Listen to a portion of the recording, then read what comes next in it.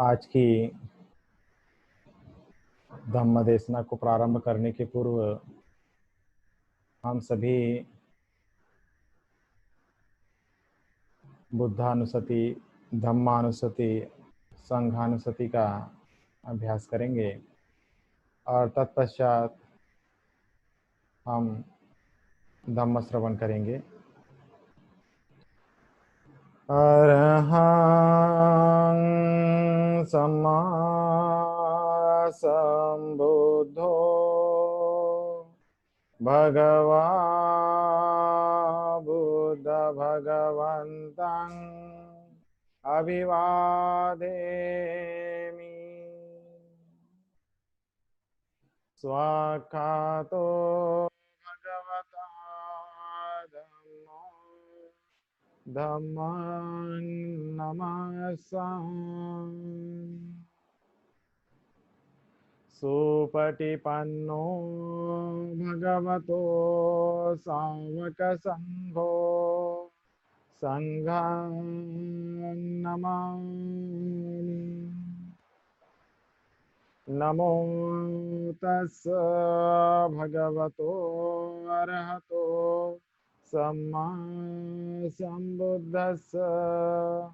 नमो तस्स भगवतो अरहतो सम्मा सम्बुद्धस्स।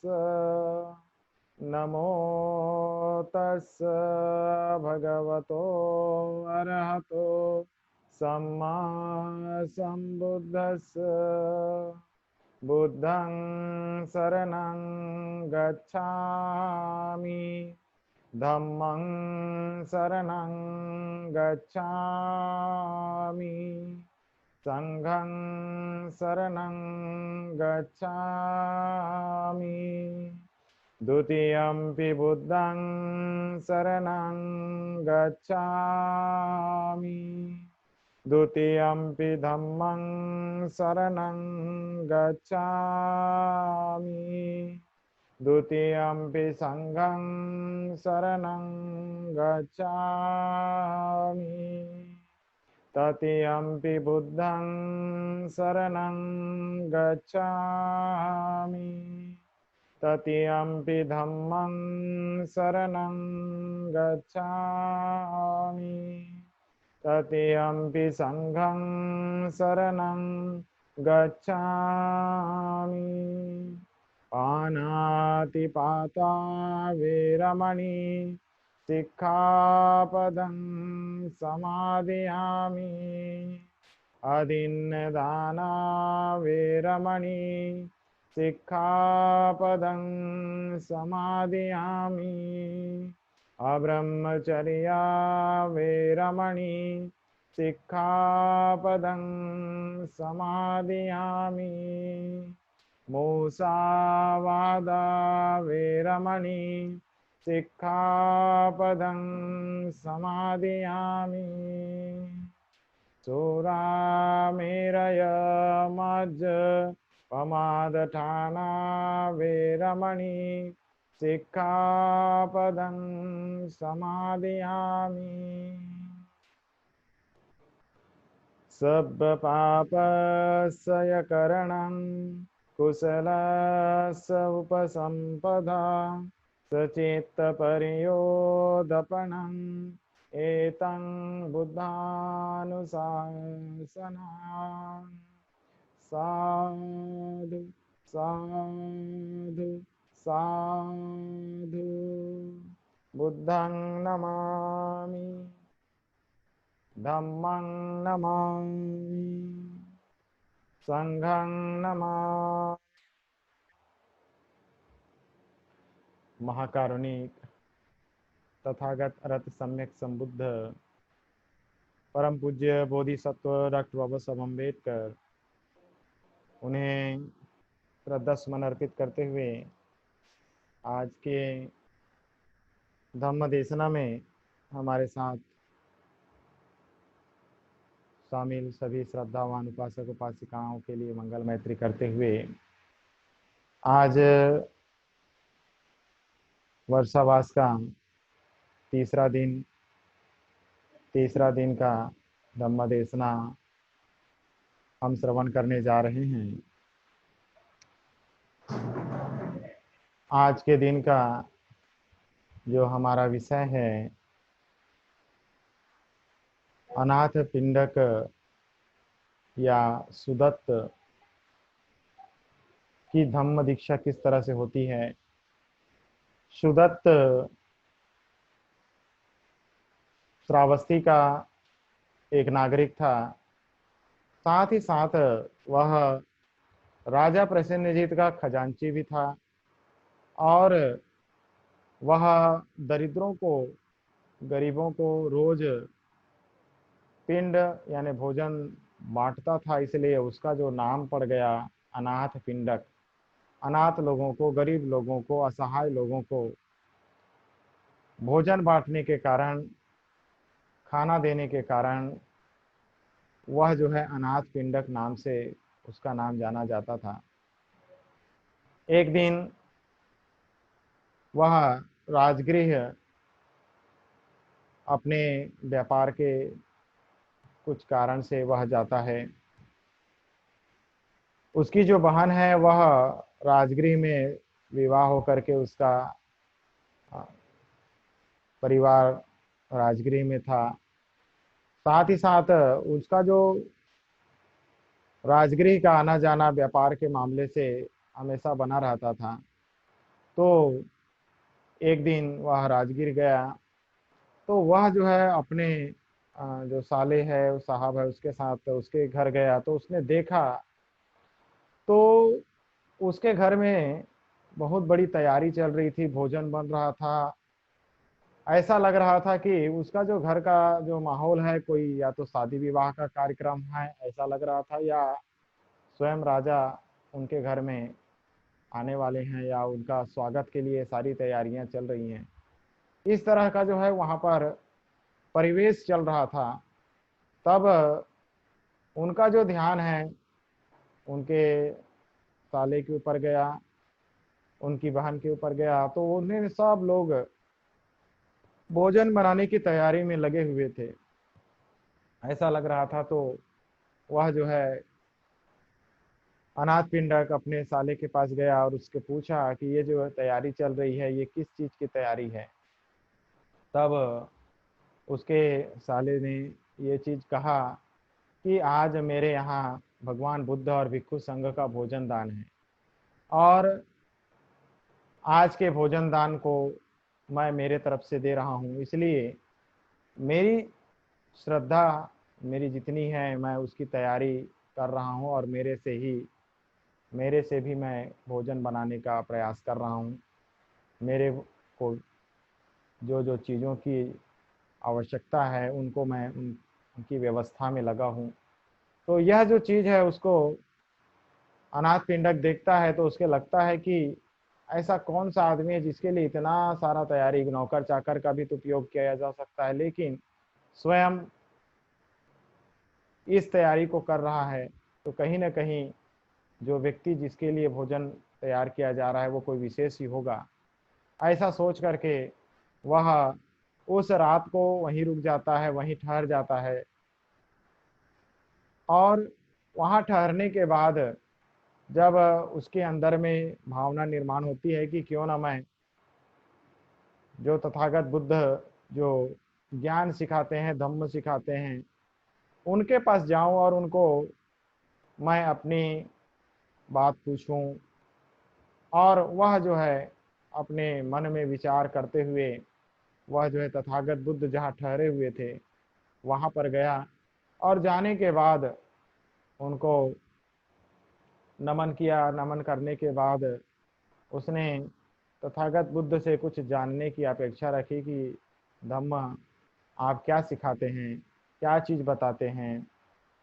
तो तथागत बुद्ध ने सुदत्त के मन की दशा को देखते हुए उसने उन्हें सुदत्त को यह पूछा कि इस संसार में ऐसा कौन है जो हमारा निर्माण करता है और हमें जैसा चाहता है चलाता है।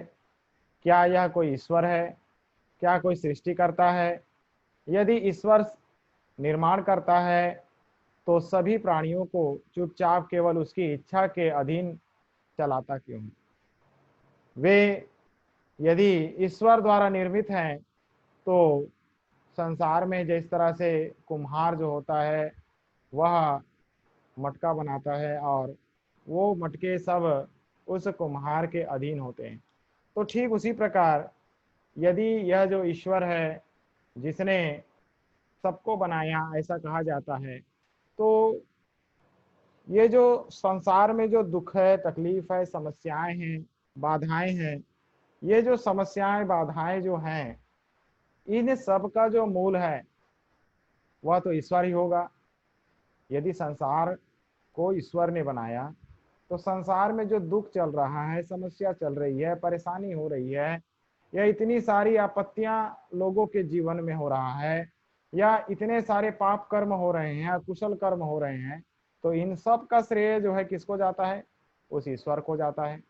यदि ईश्वर को जाता है और वो ये कहता है कि मैं इसको नहीं निर्माण किया, तो फिर ईश्वर ने संसार को नहीं बनाया, ईश्वर ने इसका निर्माण नहीं किया, तो फिर हमको कोई और दूसरा चीज खोजना पड़ेगा कि ईश्वर ने यदि सृष्टि का निर्माण नहीं किया है तो फिर किसने किया है?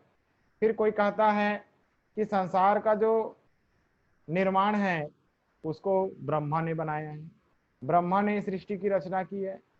यदि ब्रह्मा ने सृष्टि की रचना की है तो इस संसार में फिर एक प्रश्न उठता है कि यदि ब्रह्मा ने सृष्टि की रचना की है तो फिर संसार में जो अनेक अनेक प्रकार के जीव जंतु प्राणी सत्व हैं, ये अनेक प्रकार के जीव जंतु प्राणी हैं, वो जितने भी हैं वो एक ही रूप में क्यों नहीं है? सब अलग अलग रूपों में क्यों हैं?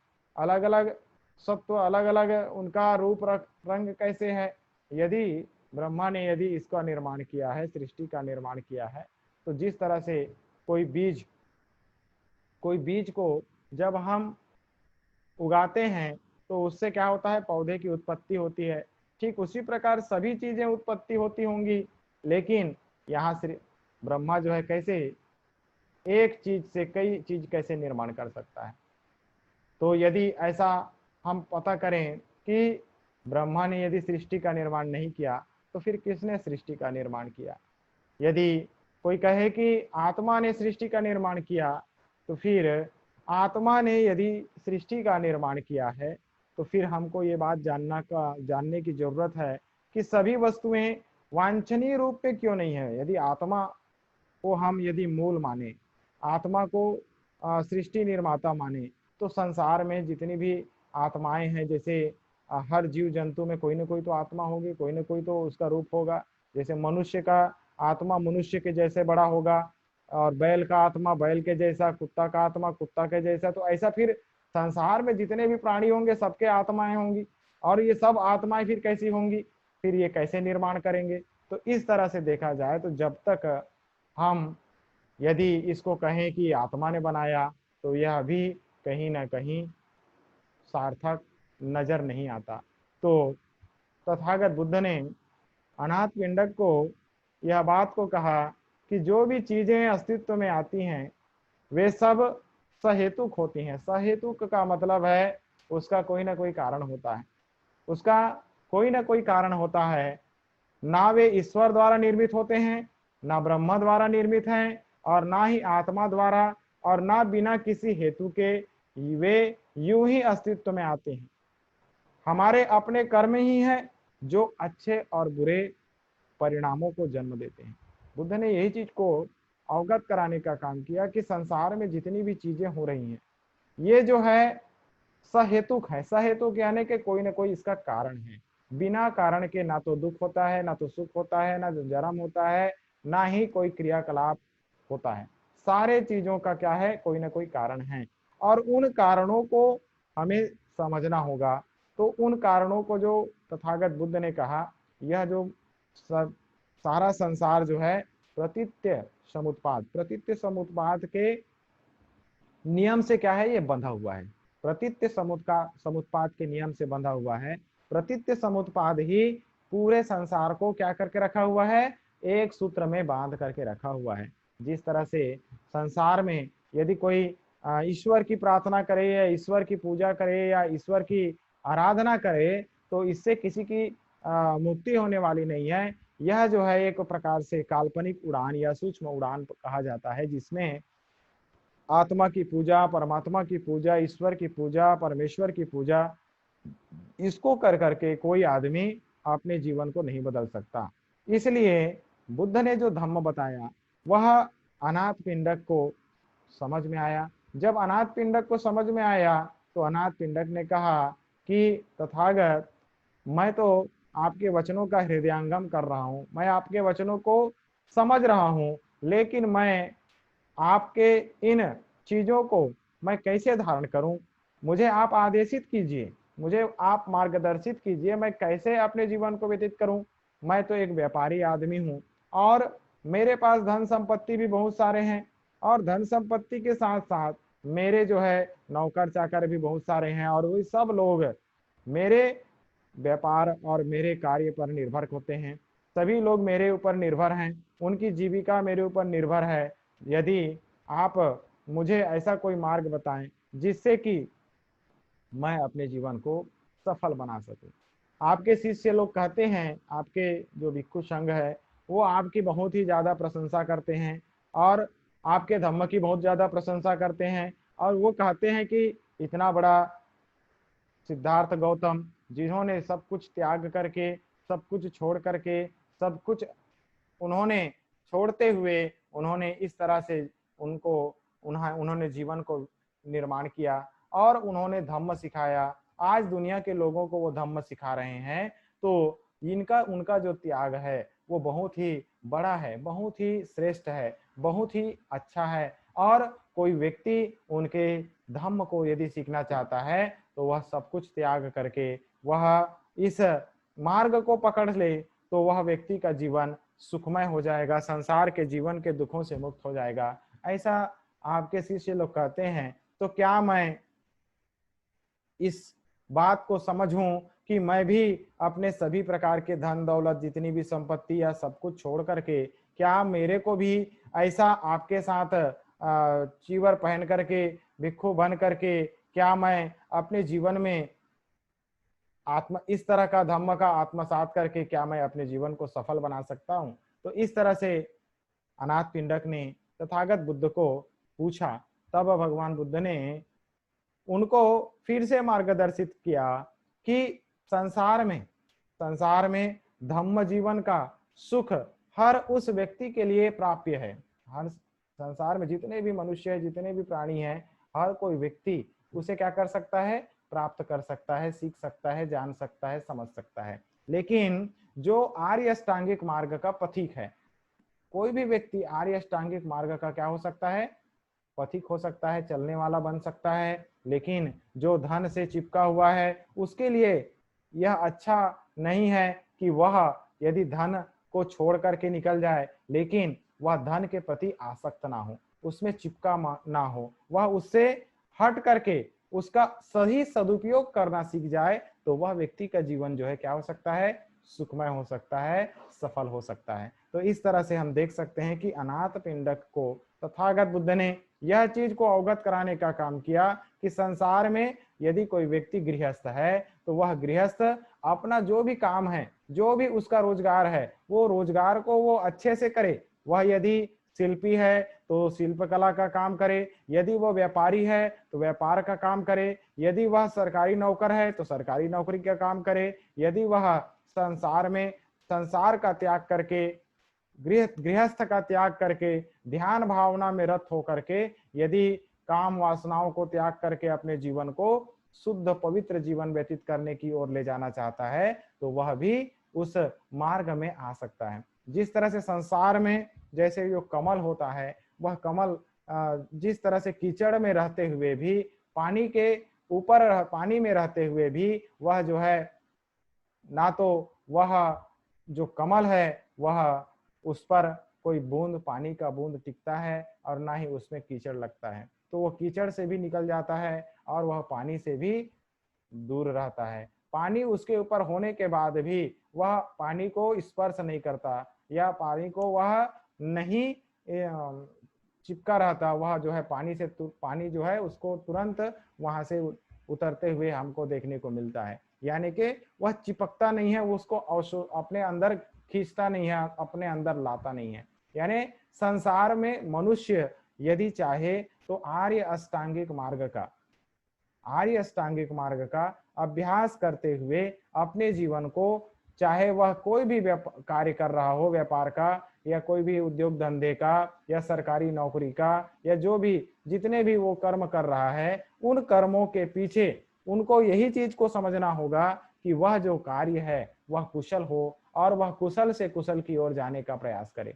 अकुशल कर्मों को त्यागे, अकुशल कर्म को छोड़े और अपने जीवन में जो धम्म है, जो ज्ञान है, जो सत्य है, उसको अंगीकार करते हुए अपने जीवन में चले, तो वह व्यक्ति का जीवन जो है क्या हो सकता है, सफल हो सकता है। तो इस तरह से जब अनाथ पिंडक को यह बात तथागत बुद्ध ने बताई, तो तथागत बुद्ध की बात सुन करके वह बहुत ही ज्यादा तथागत बुद्ध से बहुत ही ज्यादा आकर्षित हुआ और आकर्षित होने के बाद उसने तथागत बुद्ध को नमन किया और तथागत बुद्ध से उन्होंने निवेदन किया कि तथागत, मैं आपको नमन करता हूं और मैं आपका हमेशा जीवन पर्यंत शिष्य बन करके आपका जीवन, आपके धम्म का मैं अभ्यास करने का प्रयास करूंगा। तो इस तरह से हम देख सकते हैं कि अनाथ पिंडक जो सुदत्त नाम से जाना जाता था, अनाथ पिंडक के नाम से जाना जाता था, तो वह जो है श्रावस्ती का एक प्रसेनजीत के खजांची के रूप में कार्यरत था।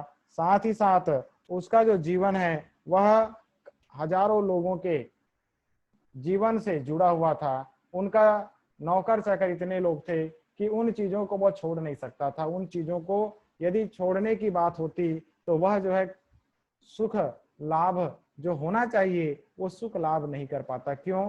क्योंकि तथागत बुद्ध ने यह बात को कभी किसी को ये नहीं कहा कि तुम जो है सांसारिक जीवन को छोड़ करके क्या हो जाओ, गृह त्यागी हो जाओ। यदि कोई व्यक्ति जब तक अपनी इच्छा व्यक्त ना करे, जब तक वह व्यक्ति यह भावना ना करे कि मैं क्या बनना चाहता हूं, मैं अपने जीवन में संघ को, धम्म को स्वीकार करना चाहता हूं, बुद्ध के धम्म में आना चाहता हूं, जब तक वो रिक्वायरमेंट नहीं करता तब तक बुद्ध का संघ कभी भी किसी को दीक्षा नहीं देता, चीवर नहीं देता। तो इसलिए इस बात को हमें समझने की जरूरत है कि हम अपने जीवन में जब तक धम्म को अंतःकरण में उतारेंगे नहीं, अपने जीवन में उतारेंगे नहीं, तब तक इसका लाभ नहीं होगा। दूसरी बात, संसार में ऐसा कोई ईश्वर नहीं है, आत्मा नहीं, परमात्मा नहीं है जो हमको संचालित कर रहा है। इस बात को हमें तथागत बुद्ध ने समझाने का प्रयास किया कि संसार जो है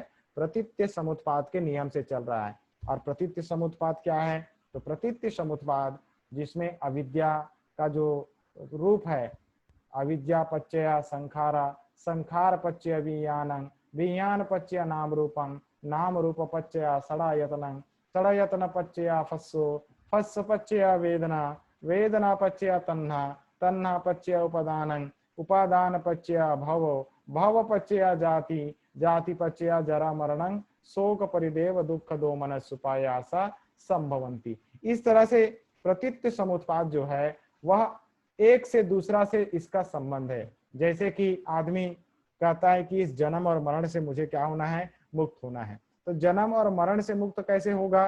तो जन्म होगा तभी आदमी बीमारी व्याधि, बीमारी से, जरा से और मृत्यु में वो पड़ता है। तो बुद्ध ने कहा कि ये सारे चीजों का जन्म मरण का जो चक्र है वो किसके कारण से है? वो अविद्या के कारण से है। अविद्या पच्चया संखार, संखार यानी कि हमारे अंदर जितने भी संखार हैं, जितने भी हमारे अंदर आसक्तियां हैं, जितने भी हमारे अंदर लोभ है, द्वेष है, मोह है, इन सभी चीजों के कारण हम अपने अंदर जो है अलग अलग आदतें निर्माण कर लेते हैं और उन आदतों से हमारा जीवन जो है दुभर होने लगता है। इसलिए बुद्ध ने कहा कि हमें जो है अविद्या को क्या करना है, नष्ट करना है। यदि अविद्या को नष्ट करेंगे तो हमारे संखार नष्ट होंगे और संखार नष्ट होंगे तो फिर उसके बाद विज्ञान, जो चेतना, जो हमारे अंदर किसी भी चीज को देखने से, जैसे कि आंख से हम किसी चीज को देखते हैं तो उससे एक विज्ञान निर्माण होता है। जिसको चक्षु विज्ञान कहते हैं।